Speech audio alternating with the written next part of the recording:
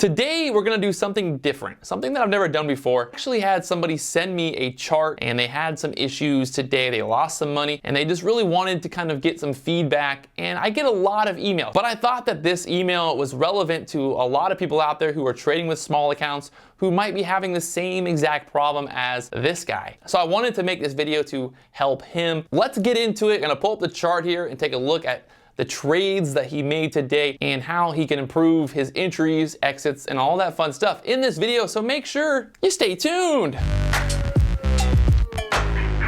So this is the chart that was sent to me. One of the subscribers sent me this chart, and a lot of people ask me questions. I'm not gonna lie, I get a lot of emails. So if I don't reply to your emails, I'm really sorry. I just sometimes get a lot of emails.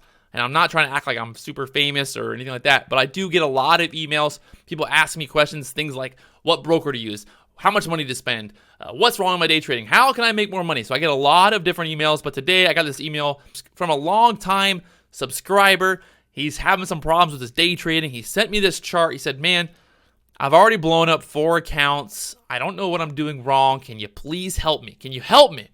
And I'm a man of the people, so I'm trying to help when I can. And that's why I'm making this video, because I think there's actually value to see what's going on here. And it's actually funny because this is ALDX, which I ended up trading later on in the day after this move.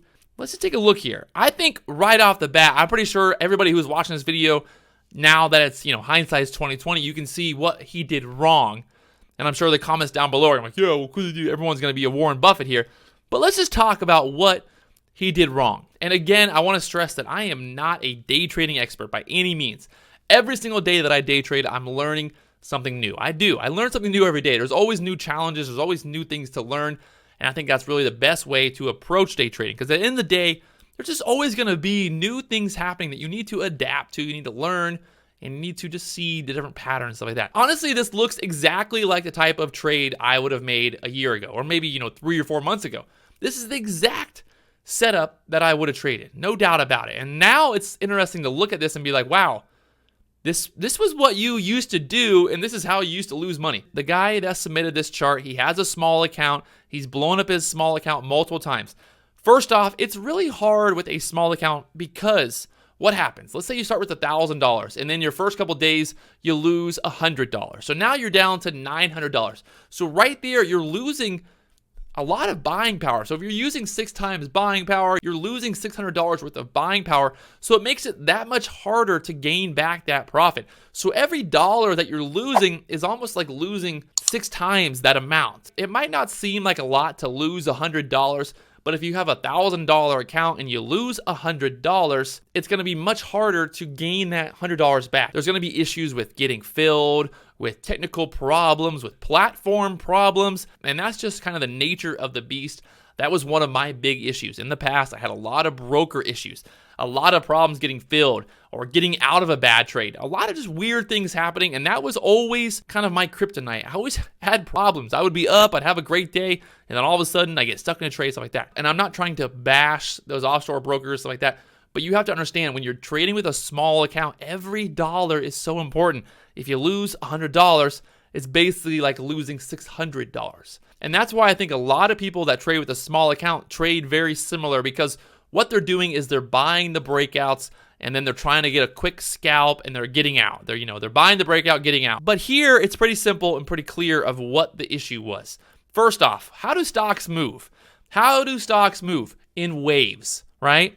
Stocks move in waves. And you can see at open, what did ALDX do? It popped up. Big range. This is a 1-minute chart. Perfect example of the wave. Look at this. Big wave up, big wave down. Perfect, right? You get consolidation and you get that support there at the $12 area. And you can see we found the support and the stock moved higher.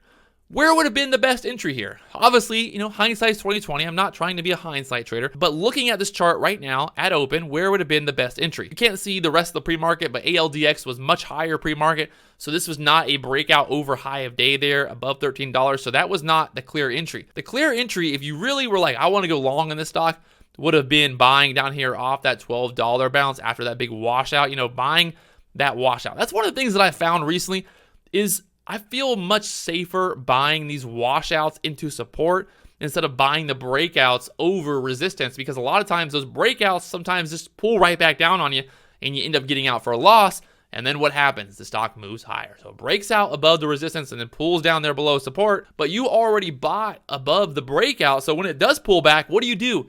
You end up getting out for a loss. And that's almost what happened here as well. So you can see this trade here, the first trade he talked about. He thought this was a good trade, a good overall trade here. It's not a terrible trade, but there's a lot of things that are just not going well for this trade. Again, what do we got? We got the bottom of this wave. We got a lot of consolidation there, a little wave up, more consolidation, got a little flag there, kind of flagpole. Get this big flagpole here. You're moving higher. So now look at the stock. Obviously, hindsight's 2020. It's easy to look at this now and be like, oh, there's the wave. Why did I buy there? But in the moment, if you're looking at this chart, there's the EMA, which I do like that he's trading with the 9 EMA because it's very similar to how I trade. Where was he buying? He was buying so far off that 9 EMA.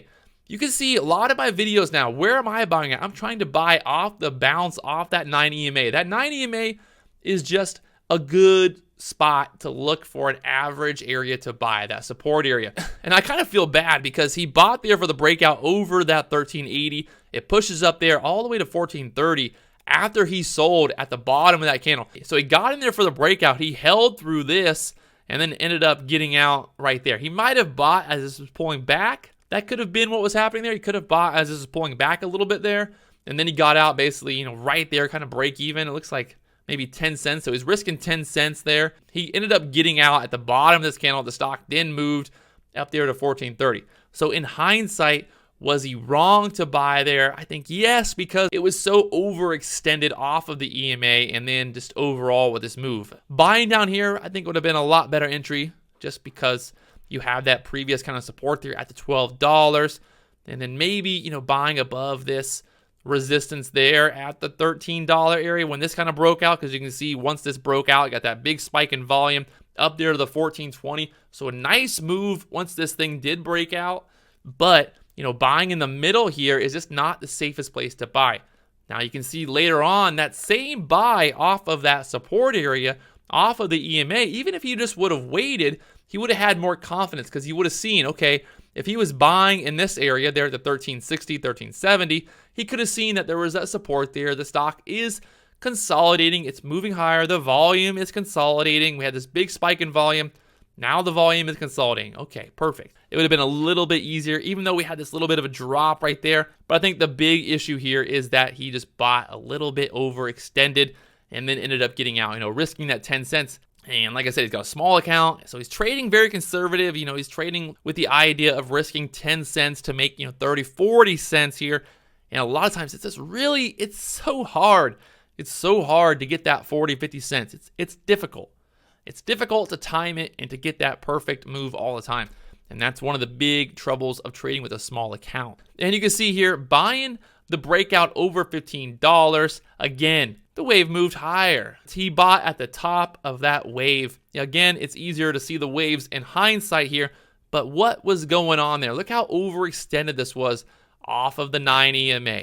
I do like that you got the EMA on there. I like that you got that going on, but you really just got to make sure that you're not buying if the stock's overextended. If it's really far off of that EMA, there's a good chance it's going to pull back. Every time this stock made a move and got overextended, what did it do? It pulled back to the EMA because that support is there. So people are trading off of that EMA. People are just trading off those support areas.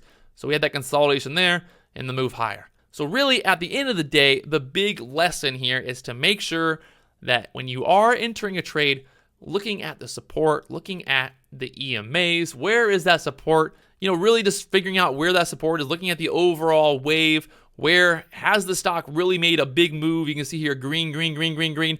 Not much red going on there. So we're expecting some type of red, some type of pullback. Even the strongest stocks will have a little bit of a pullback. There's going to be a little bit of a pullback, and then that's where we're going to be entering, looking for that washout. And hopefully this helps you have a little bit more patience. Wait for that pullback. That's one thing that I've been really focused on, is just telling myself, hey, it's coming. The pullback is coming. I promise you. I know that pullback's coming. If it doesn't come, I don't care. But at the end of the day, these stocks always pull back. They're going to pull back. It's going to give me an entry. I just have to have patience. I need to have patience. Patience is key. Day trading, patience. One of the hardest things to do is have patience while day trading, because you're looking at this, you're like, It's going higher, it's going higher, it's going higher. Okay, I'm getting in, I'm getting in. It's so funny because the human brain basically tells you as the stock is moving higher, no, I'm not buying, I'm not buying, I'm not, okay, screw it, I'm buying. And you end up buying, and then the stock does go where you want it to go, but then pulls back. And that's just the overall idea of how stocks move. They move in waves, they go up, they go down, they go up, they go down. And we want to be buying on those dips, selling into those rips. Hopefully this gives you a little bit better idea on how to just have a little bit more patience and look for those opportunities. ALDX, I just really wasn't a big fan of this move in general. This overall stock, you can see I shorted it at the end of the day. It ended up crashing big. I think there's just kind of some weird stuff going on, some manipulation with this stock, people trying to push it higher and then shorting it back down. But hopefully this video helps you see how important it is to really have that patience and wait for that opportunity. And you really want to have that patience and figure out, what's your strategy, what's your entries, what's your exits. But really, no matter how you trade, what your strategy is, but the big thing is really just focusing on that patience and looking for those dip buys. Because look how he bought there as this pushed up into that resistance, and then he ended up selling into that support. And if he would have done the opposite there, if he would have just waited a little bit longer, bought the bottom of this candle, and then sold into that, he got 40, 50 cents, no problem. But, hindsight's 2020 here.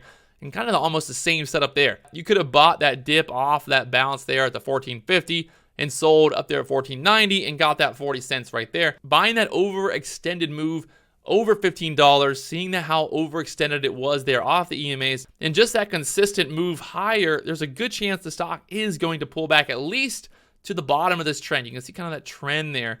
So that 14.70 wouldn't have been a terrible entry right where he took profit at. If the stock did move higher, that would have been an okay entry.